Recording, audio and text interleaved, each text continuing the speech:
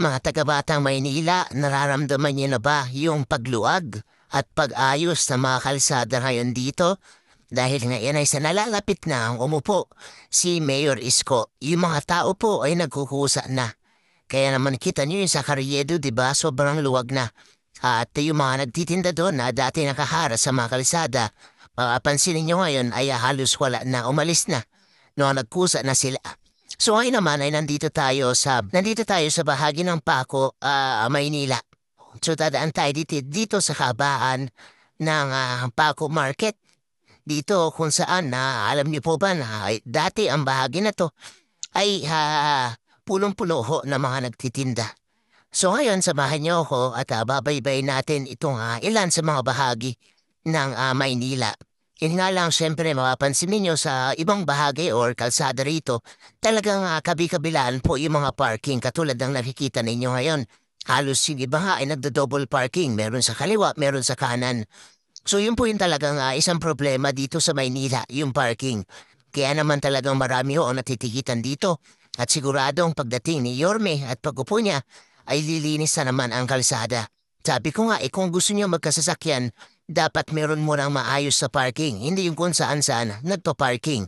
Pati na rin yung mga establishmento na tatayo ng mga business ngayon, dapat ay meron din mga parking area, yung mga lugar na tatayuan nyo ng business para hindi pa kalat-kalat yung mga sasakyan o yung mga customer nyo na may mga sasakyan at gusto mag-park.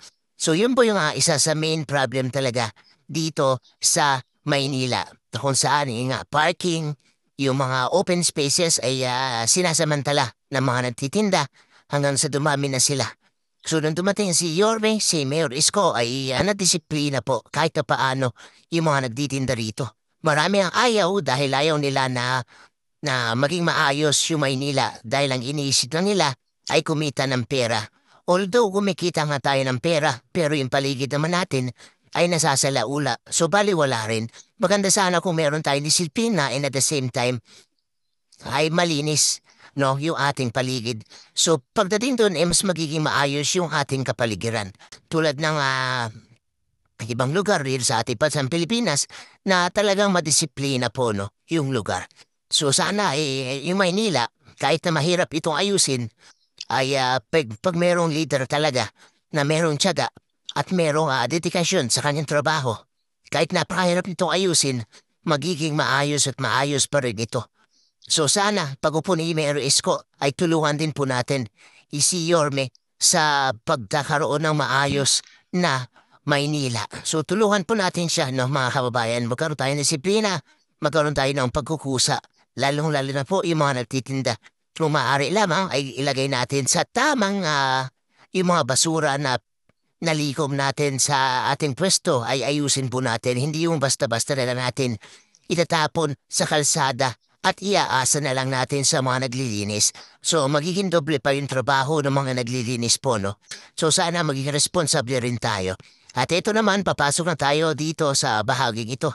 So mapapansin po ninyo ay ito po yung isa sa mga palengkehan or dito sa Paco, Maynila. So shoutout po sa mga taga-Batang Paco dyan, sa mga nakatira dito. So magandang araw po sa inyong lahat. O mapansin ninyo, medyo maayos po, Yun nga lang, syempre, marami pa rin talagang mga nakapark yan. Hindi may iwasan yan. Gawa ko ng yung mga nagdi-deliver, mga tricycle, mga motor, mga truck. So kahit na paano ay nadadaanan na nalalakaran ng tao ng maayos, hindi tulad ho ng dati na itong bahagi na to ay sadya ng mga punong-pulo ng mga nagtitinda. Parang ang divisorya lang ho to dati sa may tutuban. Wala kang madadaanan dahil sinakop na ng mga nagtitinda po ang buong kalsada. Yun pala ay merong kalsada rito, Kaya naman laking gulat na mga tagapako nung sinimbulan itong ayusin ni Mayor Isko. Sobrang baho. Yung kalsada ho rito ay napakaayos na rin bagong kalsada.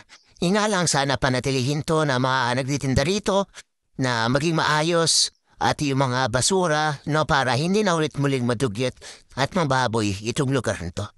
Ilangan po at maraming salamat. Enjoy the view mga kababayan. Ano po ang inyong komento sa video ito. Maraming salamat po and God bless.